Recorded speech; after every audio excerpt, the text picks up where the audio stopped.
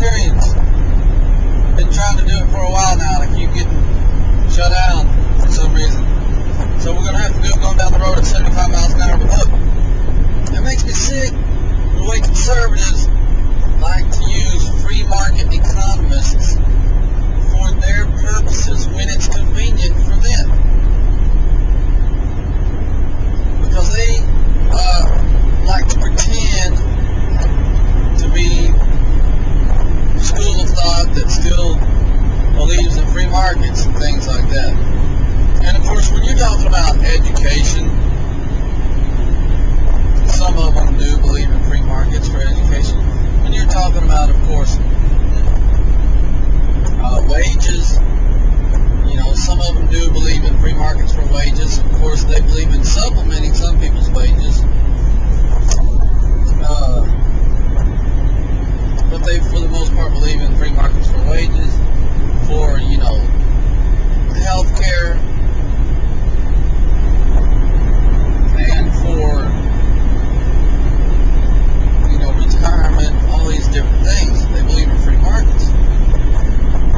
And every time they go to bash the liberals over the head about free markets, they trot out people like Milton Friedman, Thomas Sowell,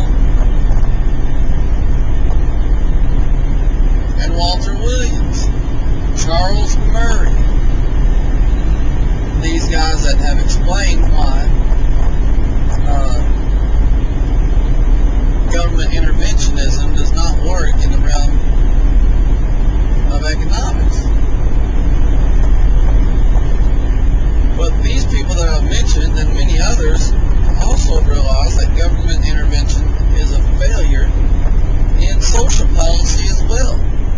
And many of these same economists have come out in very strong anti-government intervention positions on these social issues as well.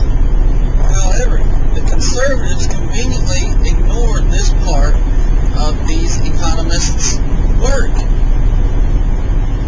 And so when they're talking about monetary policy, they trot out Milton Friedman, but when you're talking about the war on drugs, Milton Friedman is all of a sudden forgotten. When they're talking about welfare, Thomas Sowell is trotted out, but they forget about Thomas Sowell when it comes to, you know, prostitution, for example, or Charles Murray. They forget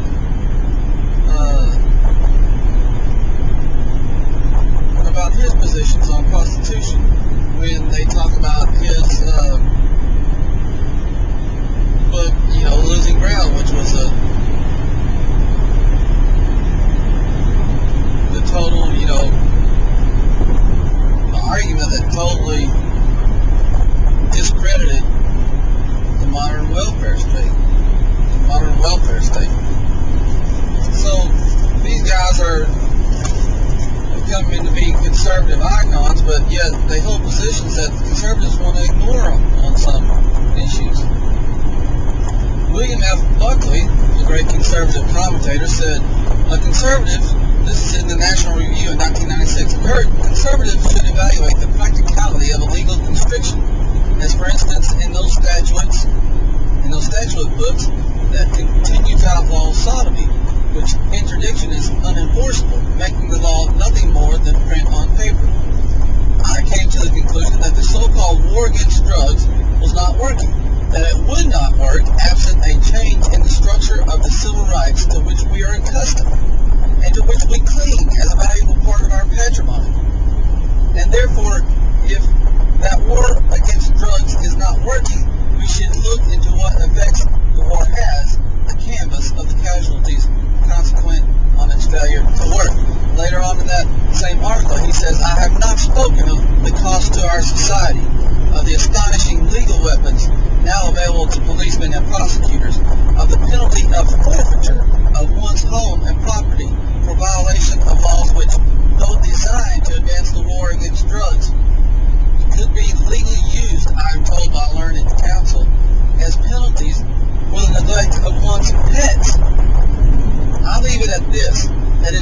outrageous to live in a society whose laws tolerate sending young people to life in prison because they grew or distributed a dozen ounces of marijuana. I would hope that the good offices of your vital profession would mobilize at least to protest such excesses of wartime zeal, the legal equivalent of a My Lai massacre, and perhaps proceed to recommend the legalization of the sale of most drugs except to minors. Now, when William F. Buckley died recently, conservatives were falling all over themselves to say what a hero of conservative thought he was. But just as recently as 12 years ago, in this 1996 article in National Review, here you have one of the heroes of the conservative movement,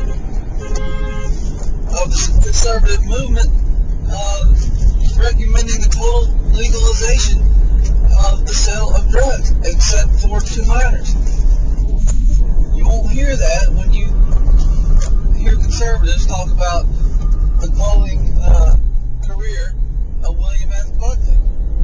Milton Friedman says in 1972 in Newsweek, legalizing drugs would simultaneously reduce the amount of crime and raise the quality of law enforcement. Can you conceive of any other measure that would accomplish so much to promote law and order?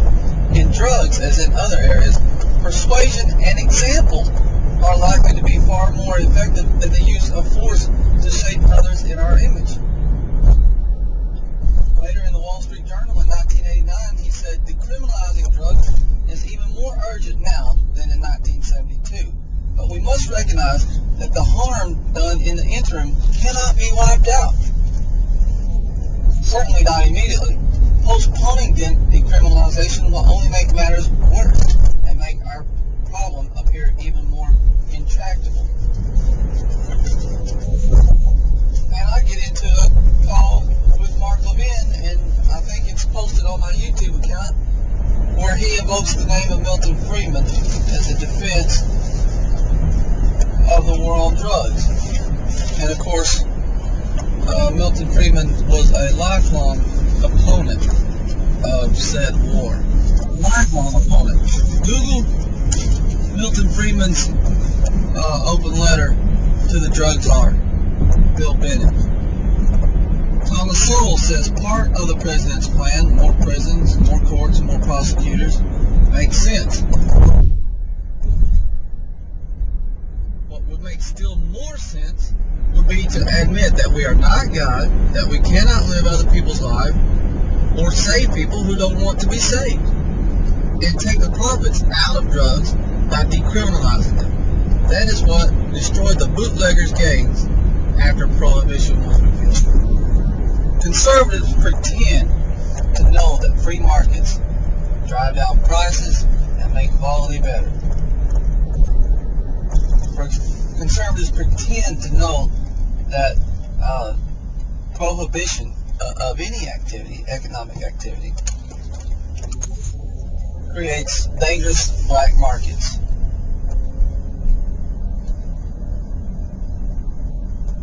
But they ignore the same fundamentals in the area of drugs and prostitution and other areas that they want to use the arm of the state to mold people into their likeness in.